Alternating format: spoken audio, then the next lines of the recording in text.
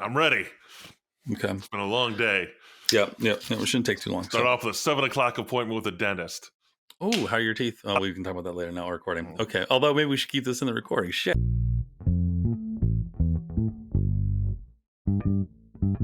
We are what we repeatedly do.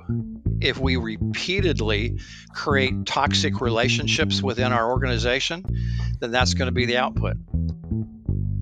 Did you hear that, Jodah? Yeah, Dan. I was going to say the same thing to you. I just want to make sure. I'm looking at you, Dan. No, I'm looking at you. And we are on. We are live.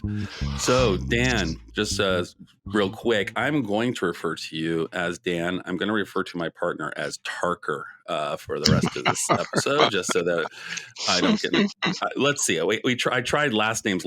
We had another person named Dan on, and There's a lot of Dans. Yeah. So Tarker and Dan. Dan, you will be Dan. Our guest is Dan. So, anyways, hey Dan. So. Thanks for joining us. Created a couple questions here that, what did you call it, Dan? Aristotle's fun with analogies.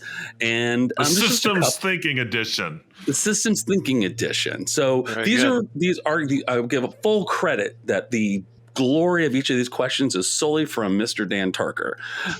So I will, but we will both Thank you. You'll both be running through these to you. I'll start off the first one.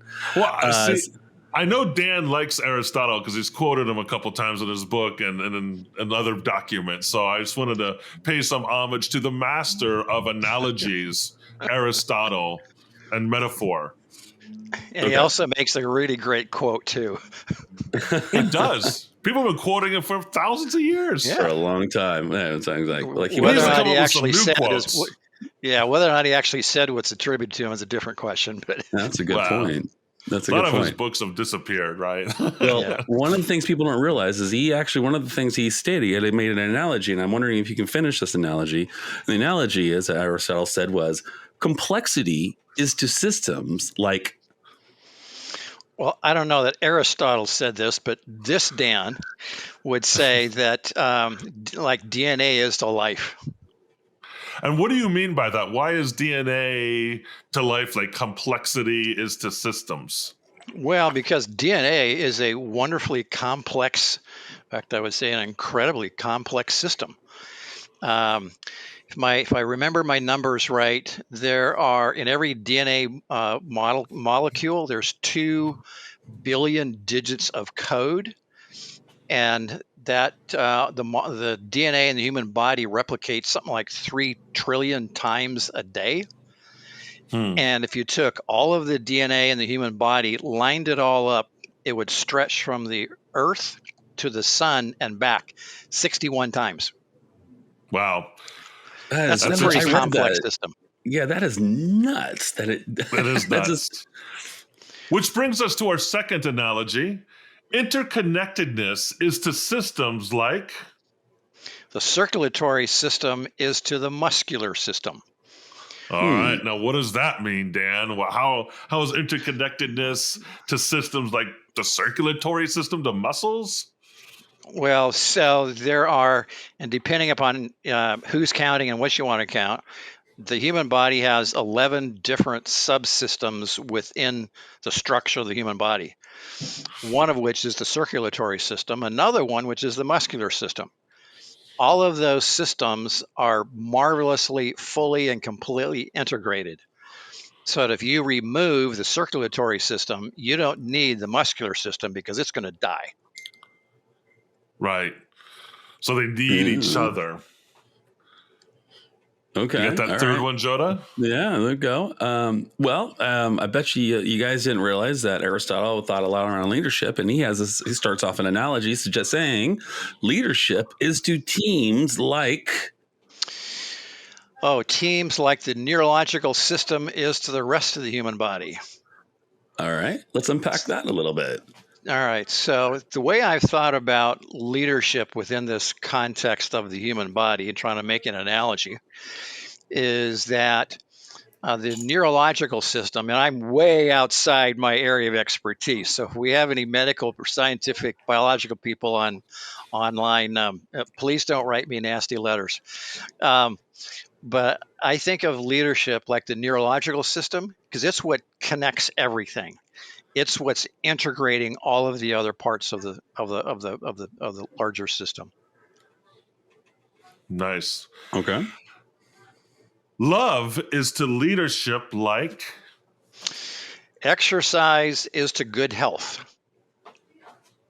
All right. What's that mean? Well, if you love someone, if you love your body, this thing that we all live in, and you want to take care of it, you're going to exercise. And you're probably going to eat good food and healthy food and take care of it. Yeah.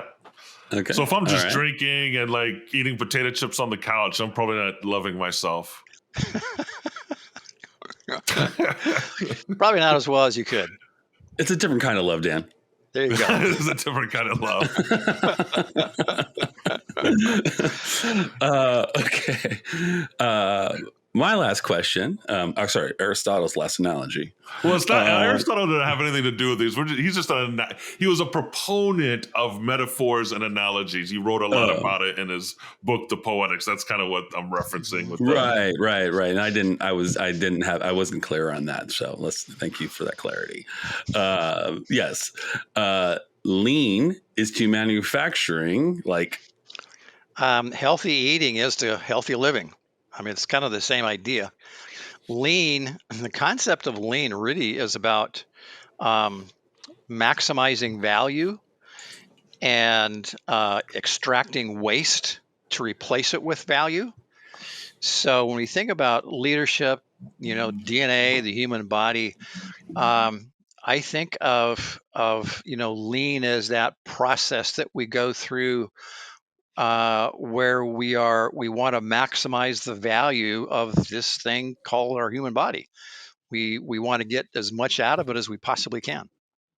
And so does evolution, right? I mean, evolutionarily speaking, it wants us to maximize the amount of energy we pull from the resources that we take in, right? To be as efficient as possible.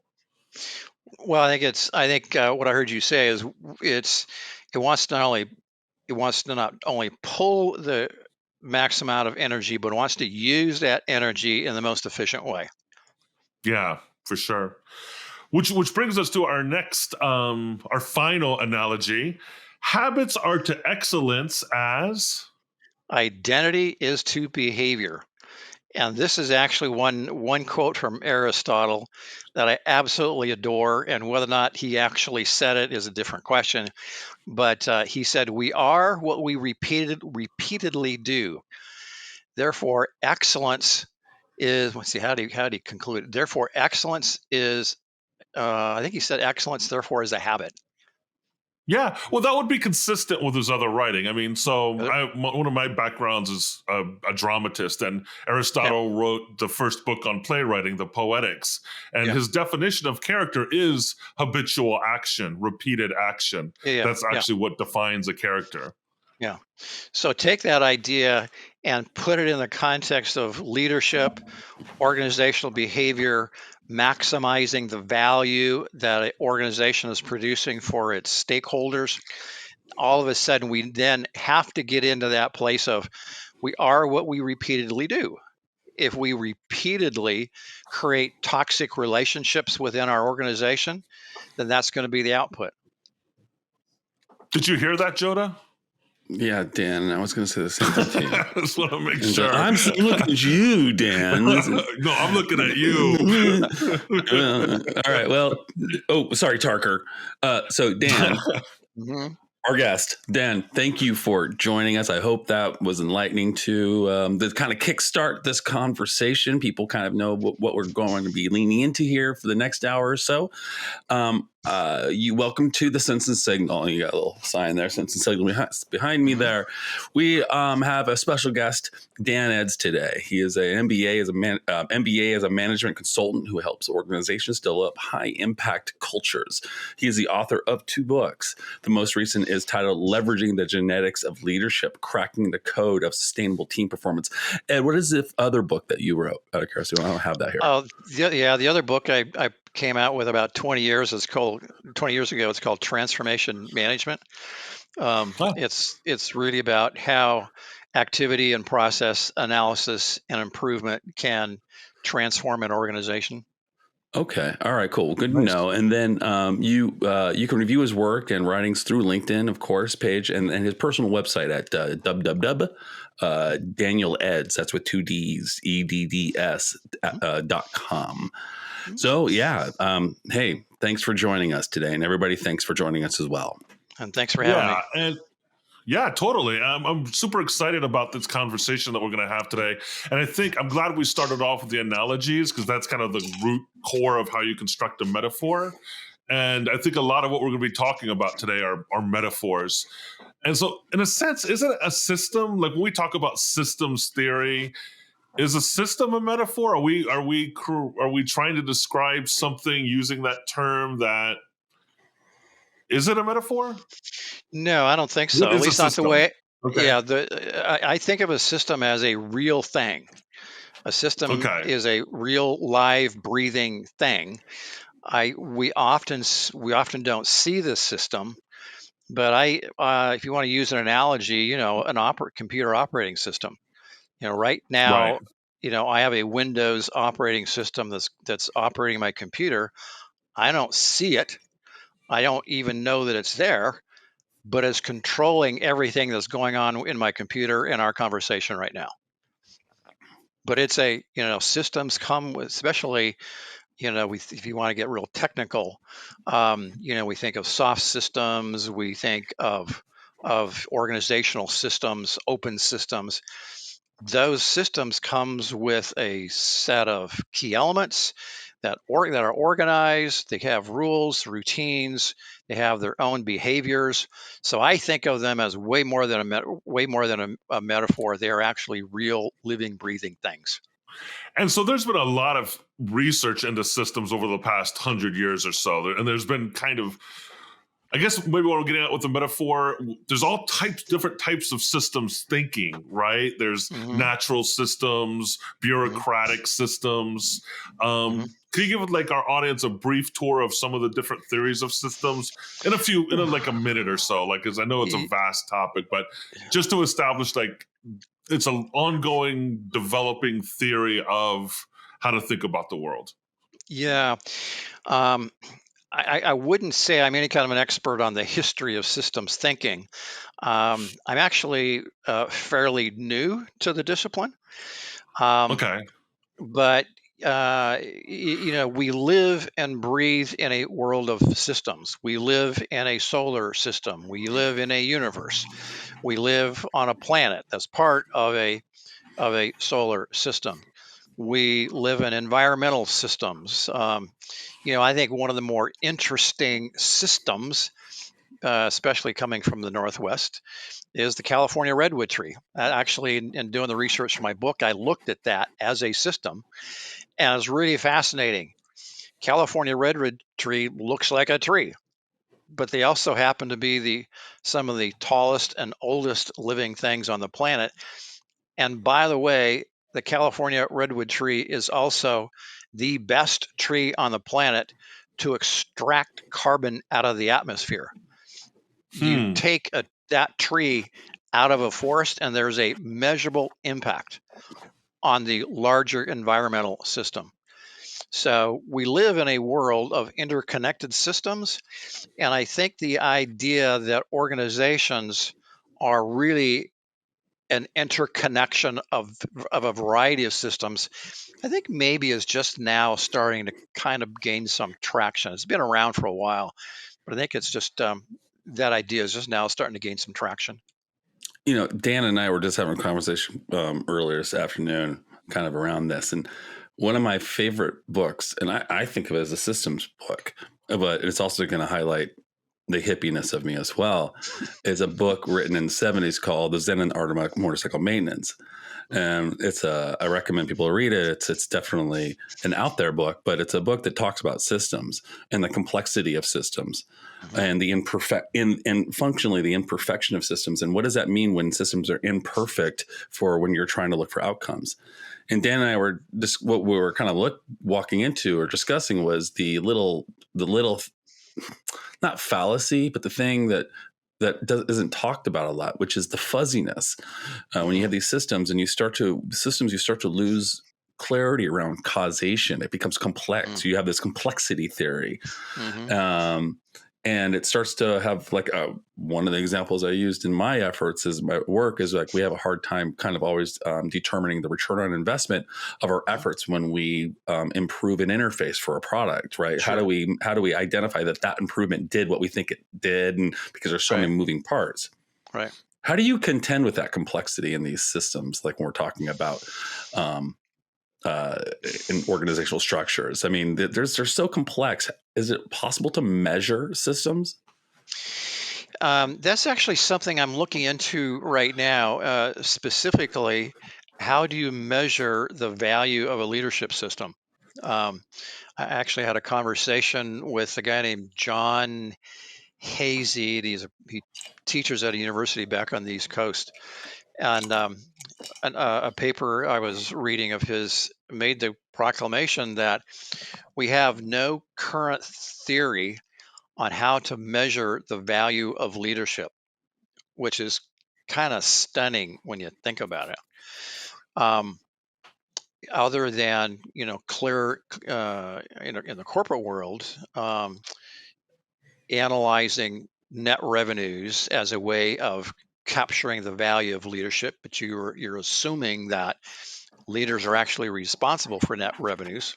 Probably a valid assumption, but if you take that performance and you say, well, what is it? What's the larger implications of this organization within stakeholders, within the environment, within people, how we treat people, how we develop people? Then measuring the value of that leadership becomes really challenging. Well, I think that's what Jodah and I were getting at when we were talking about Zen and the Art of Motorcycle Maintenance was this idea that in a complex environment, a complex system, right? What are the variables that you're measuring to determine impact?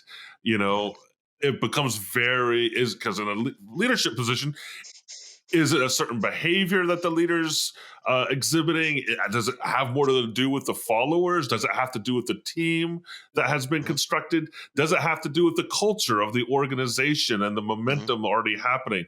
What are you measuring to determine effectiveness when you're talking about leadership? Yeah, I think ultimately, and that's really a great question, and I certainly have no definitive answer. But I think, broadly speaking, it comes down to culture. Culture would be that almost the umbrella over the organization. I like to say, if you don't like your culture and you're a leader in the organization, look in the mirror. Because ultimately, culture is a reflection of that leadership. So I think as we go on in looking at various theories of organizations, how do we build organizations, how we measure the value of organizations and the output of organizations, I think we're going to be looking more and more holistically. Yes, economics is always going to be a factor that's appropriate, but I think more and more we're going to be looking at people. How are we developing people? Are we developing people within an organization that are healthier?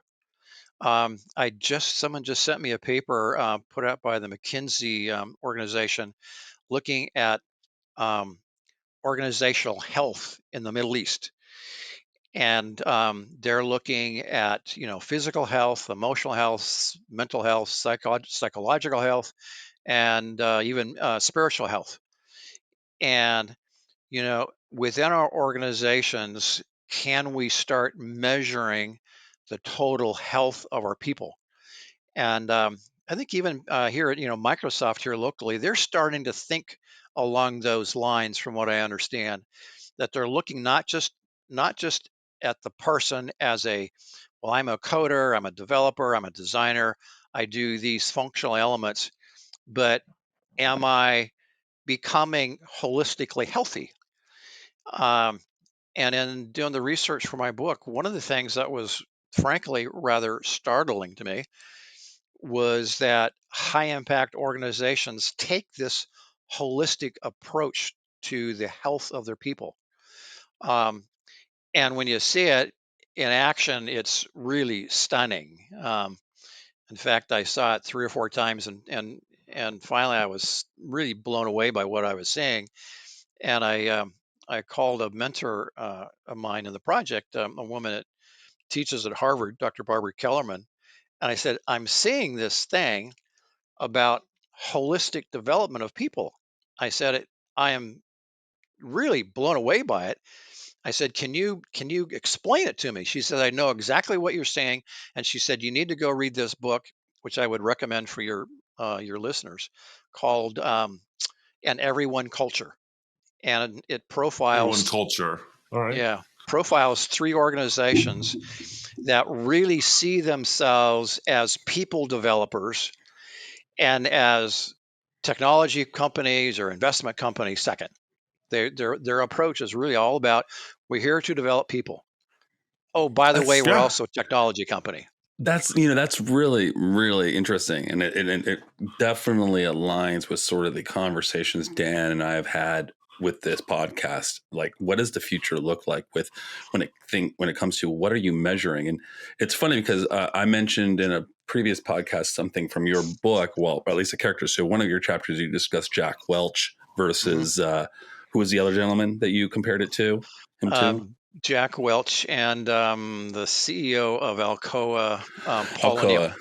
Yeah, Yeah. And what I thought was interesting, I mean, I've grown up with knowing Jack Welch as a captive industry, sure. successful, but also, yes, cutthroat. Like he Hmm. did some draconian maneuvering. Hmm. And I brought him up because we were talking about measurement, Hmm. and we were talking about toxicity.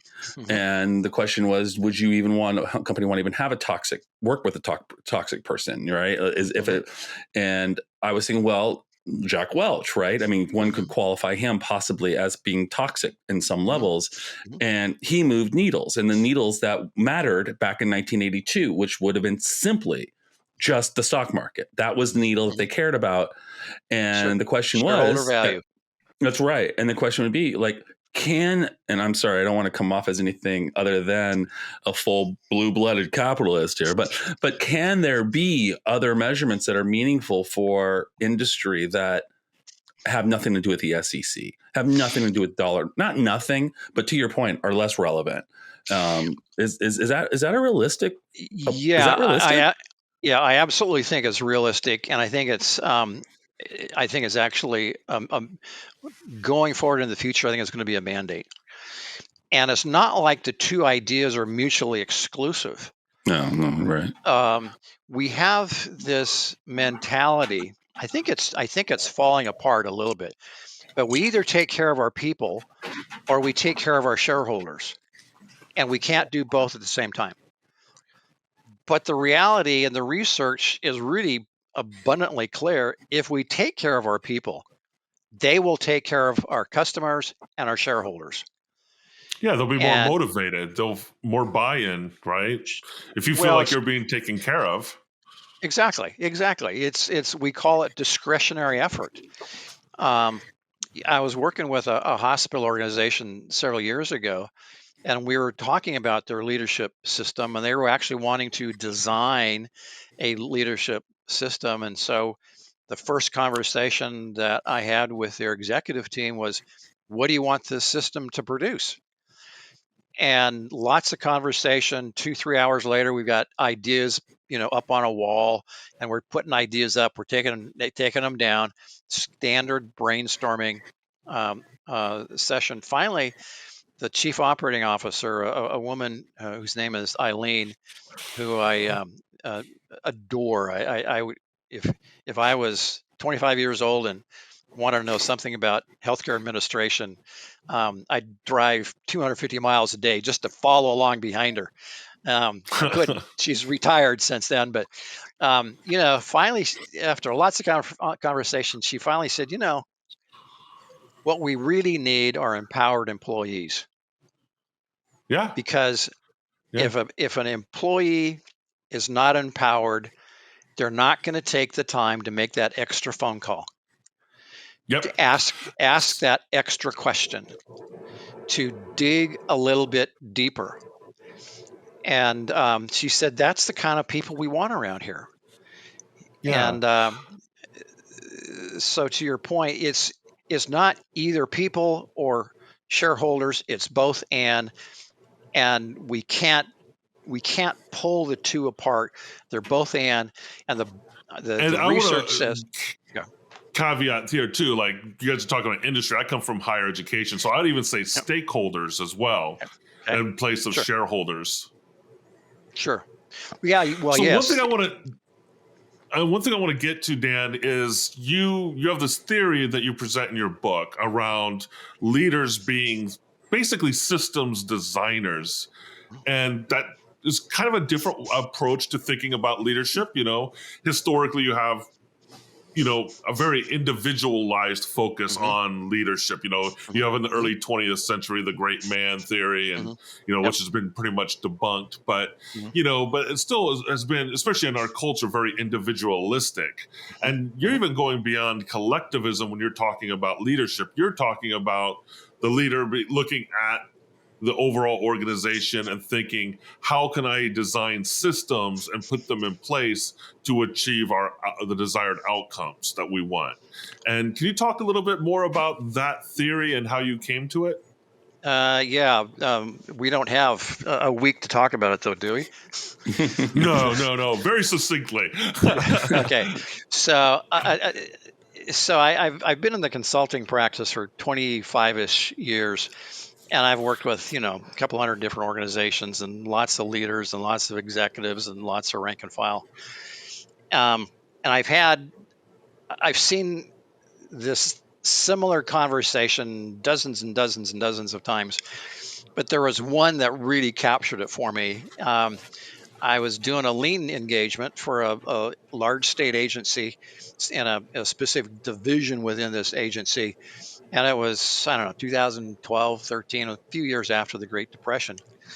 And 4 days, we had 2 gorgeous value stream maps displayed on a wall. We had I love value stream maps. They're my favorite. Are they? Yeah, I kind of get off on them. We had designed what's called a spaghetti diagram, which tracks a flow of paper through the office. In this case, it was an invoice. We actually tracked an invoice, through the office, all the various desks that it stopped at. And we discovered that every invoice that they paid, and they were a funding agency, so they paid a lot of invoices, had to pass through the financial manager's desk upwards of 7 times before it was ever processed. Oh. And when we got done, we drives designed. You crazy. Yeah, well, if you were in that environment, it would drive you even crazier. No, I work in a state agency, and what you're describing hit so close to home with the bureaucracy. Yeah, I'm actually, you're triggering me. I'm a little traumatized. So go on.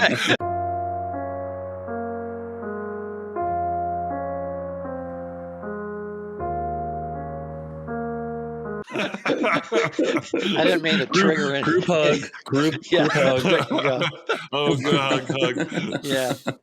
So at the end of these 4 days, they had designed 3 or 4 really simple but impactful process improvement initiatives, not a one of which would have required an appropriation of money, wouldn't have required the approval of the governor or God or anybody else. And we had finished. We're just getting ready to break up. There's a lot of excitement going around. This is great. We're going to change the world. And one of their more senior managers, a guy who was probably 6'2", 6'3", I don't know, 240 or 50 pounds, walked up to the manager, guy who would have been a notch above him in the hierarchy, picks him up by the lapels of a sport coat So he's standing on his tiptoes, and this is no joke, I'm not exaggerating, shakes him. So the guy's head is bouncing back and forth So he and kind of like says, assaults him. it was a gentle assault. Shakes him and says, if you don't do something with this, don't ever ask me to help you again, ever. Yeah. And it was just that kind of enough laughter to not make it threatening, but with enough vocal and physical violence to get the point across. Yeah. Well, people don't like that, right? Like if you're asking me to come give you input and the decision's already made, that's something I hear in my industry. Like, Yeah, it's every this is industry just is that way. yeah, it's like this is just pro forma, and people get really resentful about the waste of time and the waste of input and kind of the manipulation of it too. Right. Yeah. Running off of what Dan just mentioned, the book is called Leveraging Genetics of Leadership. So what do we mean by that then? I mean, what are the genetics of leadership and why are they important? Well, that's at the heart of I would say my theory. That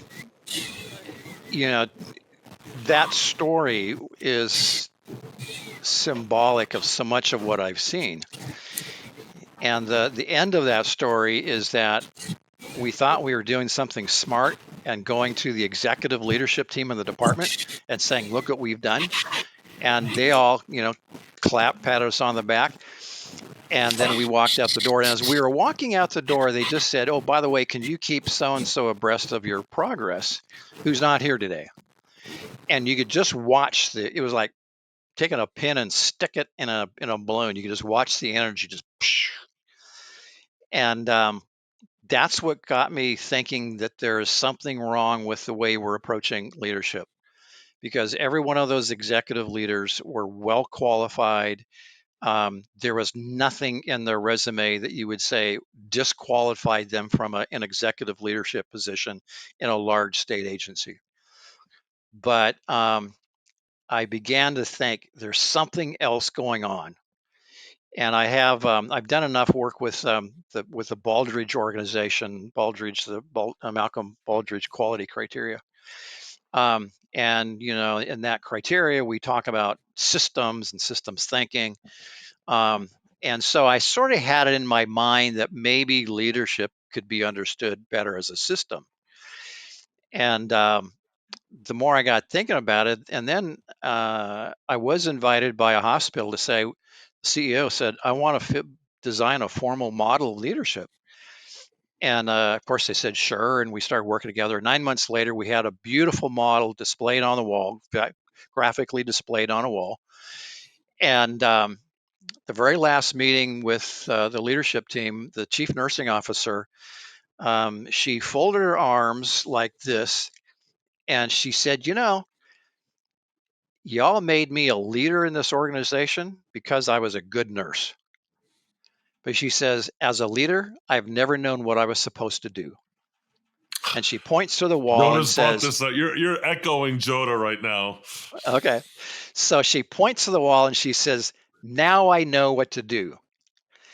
And that I walked out of that engagement thing. And this is the most meaningful engagement that I've ever done in that time, 20 years. And I thought, well, am I the only person on the planet that thinks that maybe leadership is better understood as an organizational system? So I started, Google searching, and I found one other person on the planet. I've since found a few others, but there's one other person on the planet. I just referenced her a minute ago, Barbara Kellerman of Harvard University. She had written a paper called Leadership. It's a System, Not a Person. Subsequent to that, she came out with a book called Professionalizing Leadership, where she says, I think of leadership now as the leadership system, which is nothing more or less than the way an organization organizes itself through its leadership to accomplish what it needs to do. And there's a variety of parts to the system, but basically you've got three elements that every organization has at their disposal: people, money, and knowledge. And in the leadership Oh, unless system, you're in higher education. Higher education, we got people and knowledge. No We money. have no money. okay, we have a little bit. But the leadership system is how you organize those three resources to accomplish the purpose and the mission of the organization. And those three pieces are People. part of the DNA, but there are three other Yeah. pieces you also discuss about being part of the DNA as well, right? Well, so it's really behaviors, rules, and routines. So DNA operates on a set of rules. You know, I don't remember the names of the enzymes that go But it together on replicates. that replicate. You know, one color always goes with another color, and you know they don't mix. And there's routines; they replicate over and over and over again with a high degree of precision. And there's certain behaviors. DNA behaves in a certain way. I like to use the example because I don't read directions very, very well. I have been known to take a plant that needs full sun and put it in shade in my backyard. And one time I took a leaf and a flower to the nursery guy and I said, I want one of these plants. He said, I've never seen that before. And finally, he said, I recognize the flower. It's the leaf I don't recognize. He says, did you put this thing in shade? I said, of course. He said, he said, the leaf, it's supposed to be a narrow leaf because you put it in shade. Over time, it's broadened out, so it's collecting more sunlight. So, you know, behaviors, systems generate their own pattern of behaviors. And in my book, I'm suggesting, why don't we just design those behaviors? Yes, That makes sense. We just did an episode on distributed leadership. Are you familiar with that concept? Yep. Does this because it seems like this is kind of a marriage, right? Like distributed leadership is also a manifestation of what you're talking about as far as trying to set up self-organizing systems. Yes, very much that so. lead the organization. Yeah, very, very much so. I would say you can't have a true distributed, an organization that's truly distributing its leadership without some awareness that you're actually designing a leadership system. Because by default, most people and most organizations will just by knee-jerk reaction default to a command and control type system. Right. But it also needs to be, I think we also need distributed leadership, like servant leadership, like any other model or leadership, is we want to make them one size fits all, and they're not. So, you know, I know one of you guys are an Army brat. I forget which one. I'm the Army brat. You're the Army brat. So I am. I know a little Lived bit on about the Army. bases. Okay. But you know, no one is going to, I don't think, accuse the Army of ever giving up command and control. Right. And it would probably be very inappropriate for them to give up command and control. I mean, think about what would happen with a company of soldiers that get ambushed by a superior force. If they don't have a strong sense of command and control, people are going to die. Yet within that structure, as one 4-star general explained to me, there is rules and routines and behaviors that's designed to push the responsibility of leadership down to where the decision needs to be made. For example, one of the people I interviewed in my book is General Barry McCaffrey, who is locally here in Seattle. An amazing 1-hour conversation. I read the transcript and my head still spins. And he explained to me that he sat in the White House Situation Room many times, and through the magic of satellite telecommunications and all that stuff, they could actually watch a mission going off in a hostile environment. And the President of the United States has as much information about that mission as the senior officer on the ground. But he said the rule is the senior officer with boots on the ground, they make the final decision. And he said not even the commander in chief is allowed to override that decision. And that's because it's partially the idea of distributed leadership, but it's just about pushing the decision down to the people who are in the best position to make the best decision. Yeah, because they're in the best position to make sense of what's going on in the immediate environment, Right. right? Because they're there. Right. But on the other hand, you wouldn't want to give a whole lot of distributed leadership if your organization or your team is about sterilizing surgical equipment, because the process is precise. You don't want to provide a lot of people with a lot of input in designing the process, because the federal government is going to get really cranky with you. Yeah, it's all situational, right? Exactly. And there is something to situational leadership. And we have spoken about crisis management, as you know, which is, I think, what we're kind of talking about to some degree. Yep. I'm going to name off some names here. I'm going to rattle off some names here. So Kermit Moore, you never heard of these people, I'm sure. Yep. O.A. Anderson, Chris Anderson, William Bass, O. Desper, Fred Damatson, Terrence Helanen, Eldridge Helen, Charles Lindros, Jack Norman, and Louis Russell. Do you guys know those names at all? Do you know those people? Those are all people my who neighbors. Yeah, well, they were at one point. They all died in the construction of the Golden Gate Bridge. And I just want to say those names because I don't want what I'm about to say to be too sort of dismissive of the kind of labor approaches back in the day. They died, but you know, that bridge was built in 3 years. I'm not sure if anybody's seen that bridge. It's a pretty magnificent bridge, especially for its time, being built in, I think, 1933. Done, planned, executed, finished, cars on it 3 years later. Fast forward to 2000s, they want to add a second half to a bridge to the Bay Bridge. It takes them 13 years to do a second half of what would argue an inferior bridge.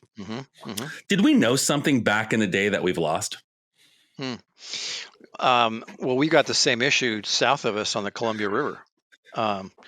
The governments, plural, has been trying to rebuild that bridge on the Columbia River for years and years and years and years, and I'm not sure if they're ever close, if they're any closer now to rebuilding it than they were 20 years ago.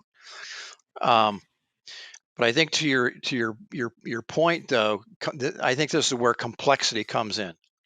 So, you know, what is complexity? Well, the general idea, the theory of complexity is that as the number of interactions increase, so does the complexity increase. So in 1930, to build that bridge, you had a group of engineers. They were overseen probably by maybe, I don't know, a federal administrator, or certainly a state administrator or something. Money was probably coming in from, you know, federal and state, maybe some local money. And so the oversight wasn't that great. Now you have, several years ago, I heard someone talk about the bridge going across the Columbia River between Vancouver and Portland. There were like 27 or 28 different government agencies, every one of whom had to have a voice and had to be in consensus with all of the other city and federal and state agencies. So the complexity just magnifies itself exponentially as we have grown and changed and evolved as a country. Yeah, as a culture. and I think that's a great point, Dan, because I think when I think of complexity in terms of leadership and organizational design, part of me thinks, you know, and the challenges of leadership today that are born out of that, it's that, you know, we are an evolved species, and most of our evolution is really operated within very simple systems, right? It's basically just surviving, reproduce, get some food, do some hunting, plant some things, build some towns, Build a you fire. know. But as things, whatever, right? But as we have entered modernity, and now we're in this post-industrial age, and we have this age where we have Chat GPT and a lot more advancing technology than that, it adds layers upon layers and layers of complexity, which we are not necessarily evolved. We have not made the necessary adaptations, evolutionarily speaking, to thrive in necessarily, I would argue. And that I think that's what really makes it challenging for us to operate within a complex environment. And it makes sense to me that you would want to take the design model that you're talking about with a leadership systems approach, because no one person can manage the complexity, right, Yeah. that we're facing right now. You need distributed leadership and people to have agency to operate within their cells of expertise. Yeah, you ought to come and give my talks for me. 'Cause that is precisely the point. And I'm not nearly smart enough to understand the evolutionary theory and all that stuff, but I know in organizations, as organizations have grown in complexity, um, and it's to the point now where, just as you said, it's almost impossible for any single leader to function successfully, because as the complexity has increased, so has the demand on leaders increased, so that now they almost have to have some kind of a superhuman heroic nature about them. And if they fail, which we literally set them up to fail, we kick them out. So the research, this report is about 10 years old, so it might be a little bit dated now. But one of the research organizations that tracks healthcare and healthcare administration, healthcare leaders, average tenure of a hospital CEO was 3.5 years. When they left, half of them left involuntarily, which basically means they got fired. And when they left, there was a 50% probability that the CEO, the CFO, the COO, and the CIO would leave either with them or immediately after them. And so if that is going on every 3.5 to 4 years, what does that do to the rank and file? I work in higher education, and the data is very similar as far as presidents of higher education institutions. They turn over like that, and the executive teams go with them, and it creates just continual ambiguity and instability within the organization. Right. So what I've proposed is this idea: every organization has a system of leadership. It's either chaotic or it's good, or something in between. So why don't we take the idea of a system and the theory of a system, the power of a system, and engage it around this idea of organizational leadership? Because we know that systems, when we design systems every day. So let's take leadership and design a system to produce a certain outcome. And it can be done. Organizations do it all the time, most of the time without knowing it. So I'll give you one of the examples in my book is a elementary school principal. And when I sat down with her, I said, I want to talk to you about your approach to leadership. And exact words, she says, I don't know anything about leadership. She went on then to design the most eloquent system of leadership that I found outside the United States Army. And I said, so, well, if there was one or two words that you would use to describe your approach to leadership, what would they be? And exactly what she said, this won't be very popular, but love and grace. And I thought, oh, how cute. Outside the door, there's 450 kids that have a principal that loves them. And she literally read my mind. She said, that's smart lady. She said, that's not how I'm thinking about these words. She said, those words means that I could have a conversation with a staff member before it blows up.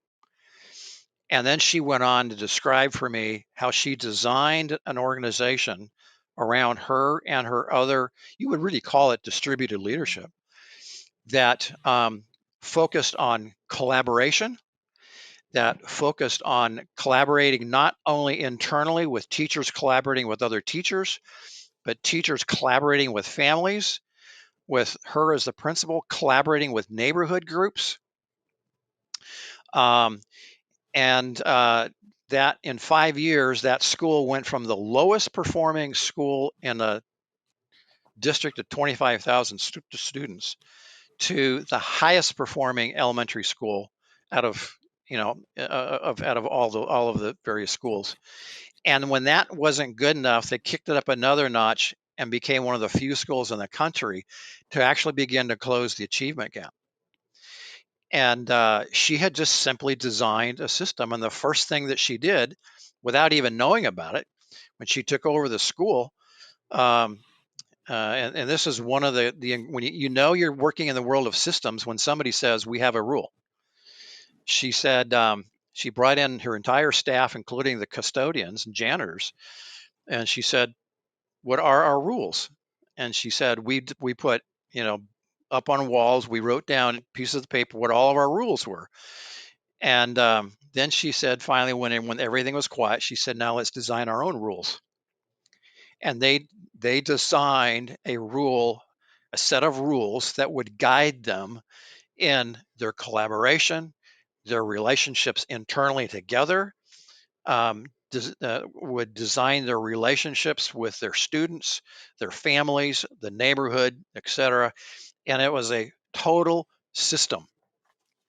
And the And funny it thing sounds like was, I would also argue that it's a distributed design of yes, the system, right? yes, Like, yes, and I think from an educator point of view, like as a teacher, because I teach sometimes too, I find it more effective to have the students generate the rules in sure, class. Like, how are sure, we collectively going to decide how we're going to operate in this class? yeah, If somebody I have a whole thing on plagiarism where yeah, the students come up with a plagiarism policy. hmm And I find that's effective. And I very rarely have anyone plagiarize because by the time we've gone through that process of making those rules, hmm everyone has buy-in hmm and they know hmm what we're talking about. yep, And yep. yeah, so distributed design might be something to look at too. Yeah, as part of the leadership. Well, again, it's not a one size fits all. So in that school and in your school, that's a perfectly good way of approaching rules and distributed leadership. Again, if we're going back to the United States Army or the Marine Corps, distributed leadership there's boundaries to it. Um, but certainly, we know that as human beings, we like to have some measure of control. And what I have noticed in my consulting practice, and even Deming said something similar. Um, I have, you know, I think maybe I've met one or two people who did not care about helping their organizations perform better. Everybody I've worked with would sacrifice time, personal time. They'd stay late. They'd come in early. They'd come in on Saturdays just to contribute to the betterment of their organization. And Deming made the point, and I would totally agree, that that is a resource from employees that's free. We as a human species will give our organizations, unless they've totally burned us, that uh, additional discretionary effort because we all want to be proud of the organization we work for. We all want to walk down the But street and to say, counter that, though, I'm channeling my Gen Z okay, friends. okay, Who is They far would from counter. Gen Z? It's like, I don't know, Yeah, twice I'm an removed. Xer. More like Yeah, boomer. but Oh, actually, are you? I thought you were a boomer. I All right. work in higher ed, so yeah, I you're allowed. I work in higher ed, so I have contact with them. hmm When we've discussed this in a meeting recently, where there's a generational shift going on around hmm that, hmm where if you ask somebody to do extra, hmm and they're probably in their 20s, maybe early 30s, Yep. they're going to say, Yep. nope, it's not in my Yep. job description. Right. I want more money if you're going to ask me to do that. Right. And the idea of loyalty to the organization, hmm forget about it. I mean, it's Right. like we're moving from job to job to job, and Right. Right. we don't think you're going to be loyal to us in the long run, so we're not going to be loyal to you. Are you Right. thinking about education though, specifically, though? Oh, I think it's generational. I hear it from my kid. I hear it from his friends. Like, we won't do unpaid internships. But I think there are generational differences in attitudes to what Dan's saying as far as being willing to sacrifice. Let me capitalize on that. I went beyond segmenting it into categories and people types. I'm thinking one of the hallmarks of a system, one of the components of a system is that since it's a system, it requires fidelity of information transfer. Signals move from point A to point B. And the more those are fluid and have high fidelity, not misconstrued, reduction of friction, the more you can have this free-flowing system. But as soon as you start to introduce that stuff, you start getting problems. And I think Dan was kind of highlighting something like that. And my experience is that in today's world, having those kinds of candid conversations with people is fraught with danger that it wasn't 30 years ago. And I'll give a case in point. I took it upon my whole approach is always to approach the person, to discuss this with them, go just, you and me, let's just talk. This person saw that as an aggression and brought this to HR. Anybody who knows me is I am the furthest. I literally talk with my hands behind my back. I don't want anybody to think anything is going to, this is a safe space. And I usually I don't know. You kind of scare me sometimes, Jodah. Well, that's because you get me drunk. So then bad things happen. Bad things happen.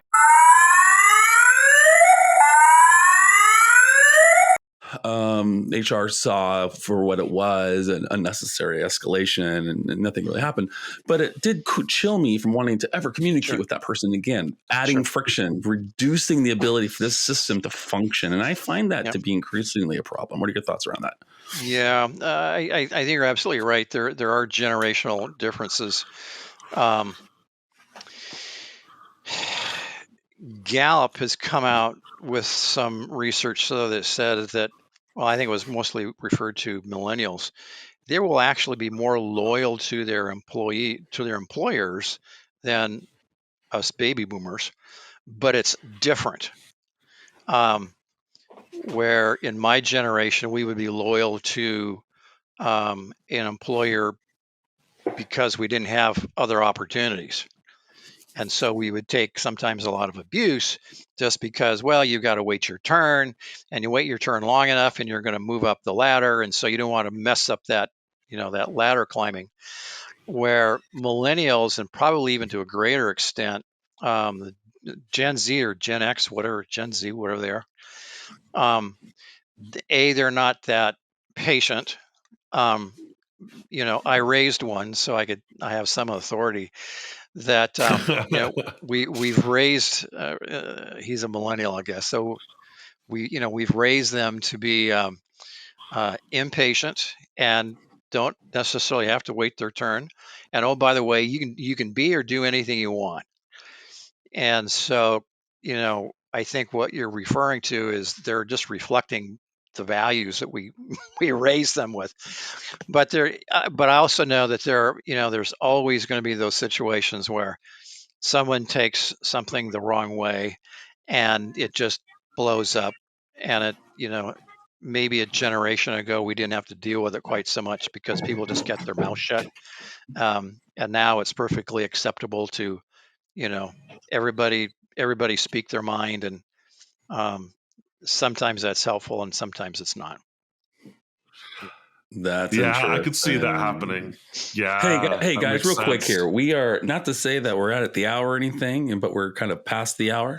And it's probably getting to the point where we want to start wrapping things up. But I just want to kind of do a time check and see if there's any final thoughts or questions that we want to kind of start to get asked before we close things down. Yeah, I guess,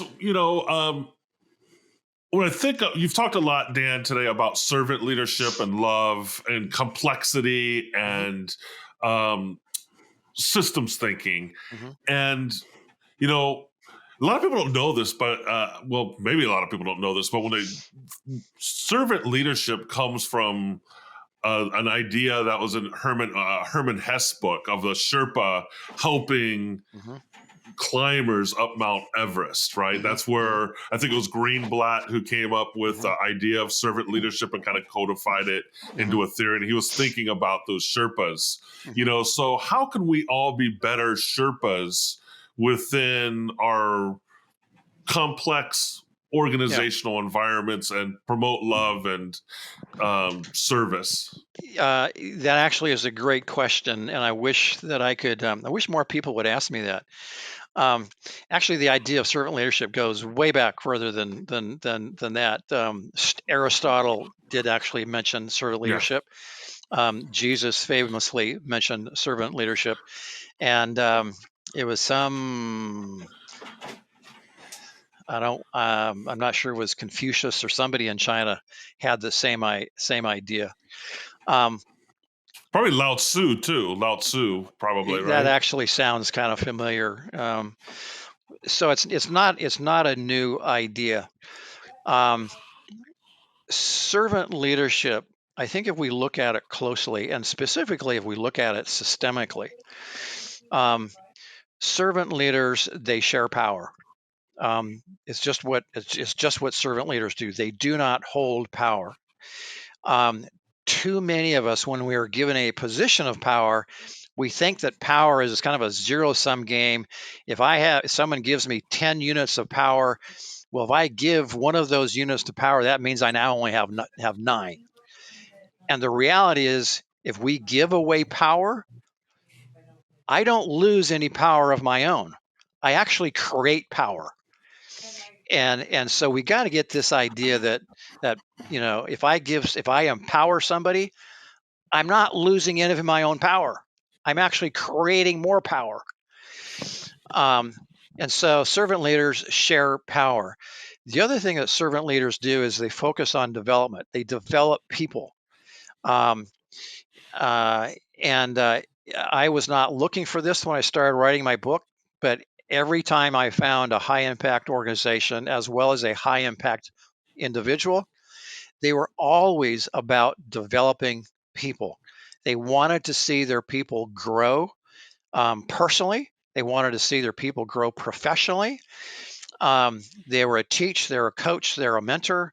One of the organizations I profiled in the book is a manufacturing company. They actually dropped all of the traditional titles of president and vice president and CEO and CFO and all the various titles. Everybody's a mentor.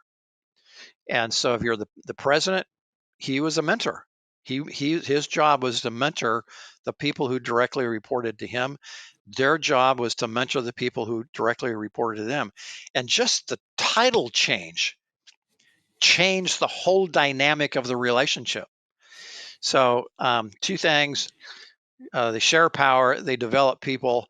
And then I would have to say they have enormous respect for the I would say that enormous respect for the human species. That's kind of an odd way of saying it, but it also sounds like you're saying that they'll flatten out hierarchies too. Oh, sure, that's the whole idea of sharing power is to flatten the hierarchy. Yeah. But the other thing I think we find with servant leaders is they want to capture the value of each of us as human beings. You think about when we walk into the door of our employers every day, they're paying us to do a job. But the most valuable parts that we bring to that job every day is not what we are physically able to do, whether we're coding or IT or teaching. It's the fact that we bring with us in that door an enormous capacity for innovation, for change, for service, for sacrifice, for ingenuity, to solve problems that have never been solved before. We bring all of that stuff with us when we walk into the door. We give it to our employers for free, and servant leaders, I think, understand that, and they say, I want to be able to capture that, not just for the company, not just for the organization, but because that's going to unleash that person to be more of who they can be. Wow, that is great, Dan. You know, it has been a pleasure to have you on the podcast. How can people find you if they want to contact you? And I know you do speaking in addition to writing. How can people reach out to you? I'm very active on LinkedIn, and then, as you mentioned, my website, danieledds.com. And you can also Well, buy thanks for copies of being the on the book there show, too. Dan. Thanks, Dan, for being Oh, with yeah, us. awesome. Yeah, Well, This thanks has been truly fascinating. Thanks Yeah, for having me, yeah. you I guys. could have talked another hour. I Yes. could have talked for another hour if Jodah hadn't cut us off. Yeah, I had to be the what is it, the draconian leader in this scenario here. But definitely we'll want to have you back. What we often do, we have what we call panel discussions, and we'd love to have you You come can back. probably stop recording, Jodah. Okay, yeah, well, no, hey, and everybody, we want to say thank you for joining us, and see Sense and Signal, and see you next time.